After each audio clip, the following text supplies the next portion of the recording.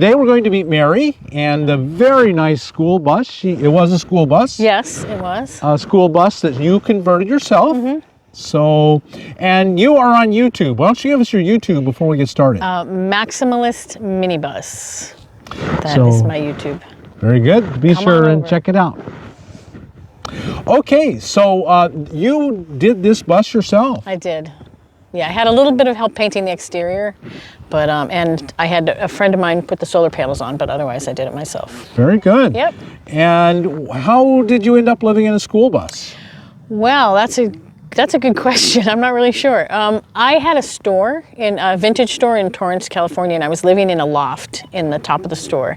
And it started to, financially things weren't working great. And then some friends had a farm and they talked about me coming and having a tiny house on their farm, but then they weren't sure they were going to stay. And so I started looking around for things with wheels so that I would be able to move. And then right about that time, my mom asked me to come home. She's in Massachusetts.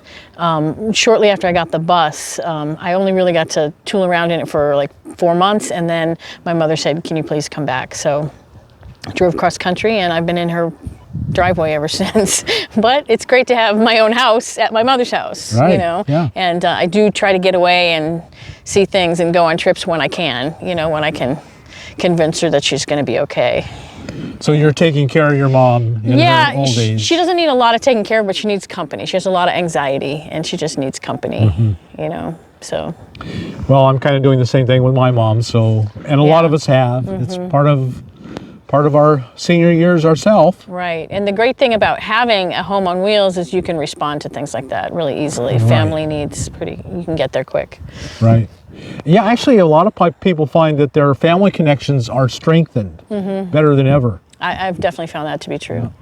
Yeah. And so you haven't really spent much time in just the bus. I've spent a lot of time in the bus, but I haven't spent a lot of time on the road in the bus. I've gone cross country 4 times now, but I haven't spent time like camping out here. I've done things like I'll go to Nantucket Island, and I was there for 5 days in the bus, and but basically I live in it at my mom's house, so I'm in it all the time. So I'm getting a good sense of what I need. But being here and being out in the desert, I have been on the East Coast pretty much almost since I got the bus, and the number of places you can go and just camp are really limited, but strangely enough, I'm able to stealth camp in this thing pretty easily. So Really? Yeah, people don't even notice it. I don't know why, but they think it's a business vehicle or something.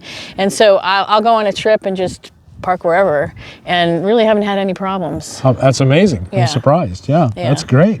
Yeah. When you were making the decision to move into a vehicle, were you confronted with any fear? Were you afraid at all for your safety? I'm not typically a person that thinks about safety very much, which maybe is a problem, but it's never been something that I really dwell on, and I haven't really had any issues. I haven't had any issues really throughout my life, and this isn't the first time I've done this. I was in a Dodge Caravan in my 20s for quite a while, and didn't really encounter any problems then, so I wasn't anticipating any trouble like that, that kind of trouble. You're always anticipating breakdowns and things like that, but I've got a pretty good system in place for dealing with all that.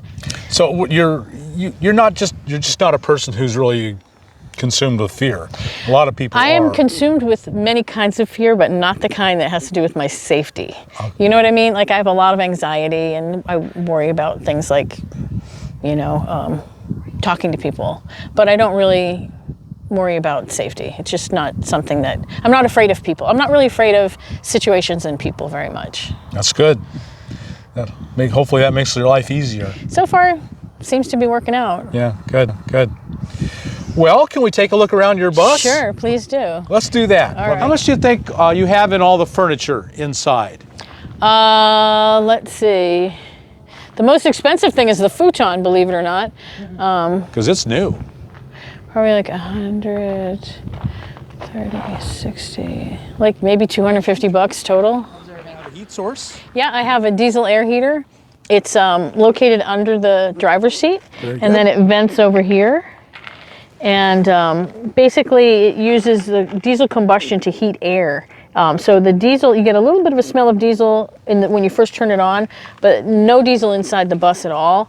what you're getting inside the bus is forced air, that you're just getting heated air basically that's coming back into the bus. There's a duct on the device that sends it into the back. And I have almost no insulation, and I'm never cold. So why did you choose the bus? I chose a bus because I don't like sort of, ooh, sorry, the wind's getting it. I don't like this kind of cookie cutter look, and I said if I can't have antiques, I'm not going. And I can have antiques if I do a bus. Yeah. So yeah, I had an antique store, so I didn't really want to go without antiques. That was a must. And I sell vintage, I sell ephemera, which is like vintage paper products, and books at swap meets and things. So back here I have my books that I sell. I cover them with this cover that has pictures of books on it, so you can still see that they're books even though you can't see the books. And then and that keeps them from the sun, and it keeps them from falling off the shelf, so I can dry with them. It was hard to figure out how to carry books, because if I put them in a box, they're just in the way all the time. So putting them on the shelves worked out great. I used to have a Murphy bed here, and the shelves were on the outside of the Murphy bed, but a Murphy bed is not the best choice in this kind of a space because they're hard to operate from the side. So I just replaced it with this little futon from Amazon, and it just folds out and it works great. Very nice, yeah. This is a 200-year-old possum belly table. It's got metal drawers down here. I just keep my linens in here, and these top two drawers are all tools, because since, I don't never know, since I'm still kind of fiddling with the build, I'll probably always be fiddling with the build, I have a lot of tools. And these two pieces, I had a hard time finding something that would fit over the wheel wells, but I finally came up with these two. This is my sink, obviously, and then my water's down here. I just have a foot pump sink. I don't have no electric pump or anything. Mm-hmm. You just step on it and water comes out. Theoretically. There it goes. There it goes, yeah. Nice. Yeah, and the water is all in here. I don't carry a ton of water, but I carry what I can fit. I've got one over here, and then there are two more under here, and then I've usually got a gallon of drinking water sitting around too. And what else? These cabinets, I don't know how to do anything. I don't know how to build anything, but I had the task of building this bus. So I happen to have sitting around in my store a couple of these wooden planks, and these are 1930s fruit crates, which I also had in the store. So I just attached them to the shelf, and that's my cabinets. And then these I built. This was a real accomplishment for me, because as cheesy, the reason they have fringes because the cut is uneven underneath, because I'd never used a jigsaw before. But getting the shape on the side, getting the curve, that's tricky. It was a lot of fun, because in a school bus you'll find out pretty quick everything is a different size. You can't like make one template and cut all the curves, because every curve is going to be completely different. So that's the curves. What else? My toilet is in here. I'm assuming that's a 5-gallon bucket, or it's actually a Thetford porta potty on wheels. Mm-hmm. But I'm kind of thinking about switching to a bucket, because it's a little more work than I want to do. This heater I only use if it's extremely cold. Right now, so it's working. It works. Right now it doesn't have the tank in it because I found a little leak in the tank, and I'm going to solder it. But it does work, and it's great for camping, because you can put it outside and it makes like a campfire without having an open flame. Is it kerosene? It's kerosene, yeah. And I also cook on a kerosene stove, so I have a big jug of kerosene in my closet. How old is that? That's about 100 years old. 100 years old? It's probably worth a little bit of money. Yeah, a little bit. I mean, it's funny, antiques are not worth as much as I wish they were. Right. But, and then I have my little microwave. It's funny, it fits a microwave in all these old things. It took me a while to find this one, because it had to be the exact size to fit in this crate, because the crate was already here, and I knew I wanted to keep the consistency of that. So it's only a 700-watt microwave, but I have enough power that I could power a stronger one, because obviously you don't run it for very long, and a 700-watt you're going to use for longer than an 1100-watt, but I couldn't find an 1100-watt that was small enough. So and then back here behind you, This is the first thing I did when I got the bus is I put up a lot of pictures. And the one in the corner is the newest because that's my dog Cowboy who just passed away. But the rest, you know, I change them out every now and then, but I like to have a lot of color around. And, you know, to me, I know a lot of people, you know, I did the minimalist talk on Monday, which is funny, because as you can see, my style is not remotely minimalist, but, I like what is relaxing for me and feels homey for me is a lot of color and a lot of pattern and a lot of design. And so I get to have that in here, you know. It definitely feels like me, you know. And so this is just another antique you found? Yes. And nothing that's in here costs more than $30. Every Really? piece of furniture was $30. I think this one might have been $70, but everything else is like this was $28.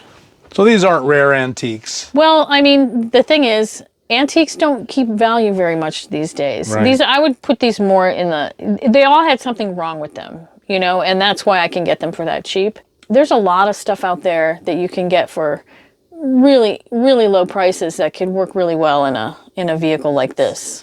So you're using a Thetford for the potty, and how do you shower?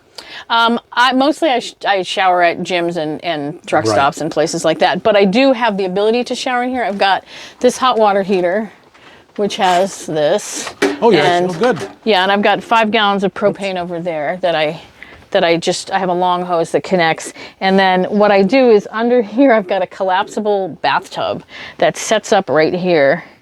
I got it on Amazon. It has a 6-foot long hose. So I just set it up here, drain it out the door. Very nice, yeah. I rarely shower in the bus though. It's usually, you know, it's not my favorite place to shower because the shower's pretty short. This doesn't give me, I don't carry enough water to take a long shower. Right. So that's about it. But one of my favorite features is this door. Yeah.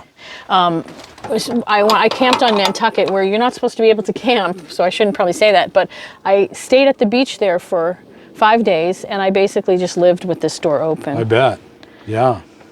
And it was probably at one time a wheelchair lift? It was made for a wheelchair lift, but none was ever installed. Oh, how about so that? I lucked out because I didn't have to worry about trying to get rid of the lift because the lifts are very heavy. Yes. And they're old school, so people don't want them. They want newer ones.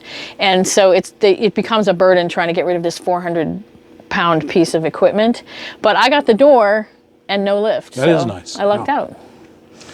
And let me say, for those who aren't familiar, this is a on-demand propane hot water heater. Right. It comes on, lights, and then it heats the water as it flows through. Yeah, and the propane would be attached here, but I don't keep it attached. I just attach it when I'm using it. Right. You don't use it often enough.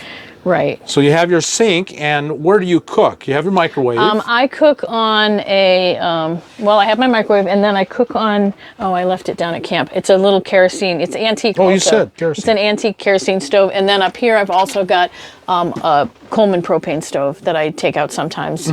Because the kerosene can get a little messy sometimes. Yeah. But it's just such a cute stove. I got it because it's antique and it's cute. Yeah. Yeah, this is my fridge right here, which is plenty for me. Mostly I make cold brew coffee in it, and then I can fit a few other things. Indel B. I actually own a truck fridge made by Indel B. Right. Yeah. You got it from truckfridge.com, I bet, did. right? Yeah, I that's did. where I got this one too. And it says right on it, Indel B. I mean, they're not even kidding. Yep. They're good fridges.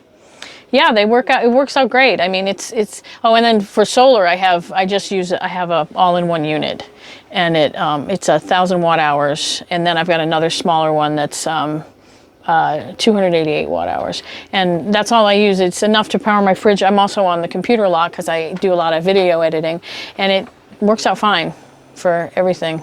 And you have solar on your roof. I have solar on my roof. That's something that I would like to. I'd like to put. It's not on a tilt, so I'm not getting as much as I'd like. Makes a difference. And back in Massachusetts, it makes a big difference because there we're so much further from the equator to begin with, and then if you're not aiming in the right direction, right. It can be a problem. But so far I don't seem to have too many problems with it. I'd like to get a little more battery because like out here, I could collect a lot more. I just don't have anywhere to put it, right. you know. And fire alarm over here. I always like to make sure people know that you should have a fire alarm. Right. Mary, why don't you give us your YouTube channel again? Okay, my channel is Maximalist Minibus.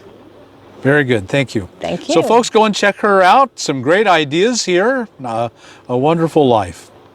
Folks, I thank you for watching. I'm sure you got something out of this video. If you did, like us on YouTube, subscribe to the channel, hit that thumbs up button, and we'll talk to you later.